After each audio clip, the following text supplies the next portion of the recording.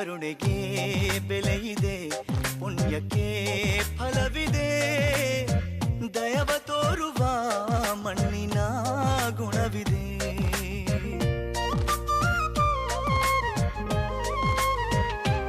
ಸಾವಿನ ಸುಳಿಯಲಿ ಸಿಲುಕಿದ ಜೀವಕ್ಕೆ ಜೀವ ನೀಡುವ ಹೃದಯವೇ ದೈವವು ಹರಿಸಿದ ಕೈಗಳು ನಮ್ಮನ್ನು ಬೆಳೆಸುತ್ತ ಬರಹವಾಗಿ ಮೌನದಲ್ಲಿ ಕಾಯುತ್ತ ಕರುಣೆಯು ಮೊದಲು ಮನುಜನೆಂಬ ಸಾರ್ಥಕತೆಯ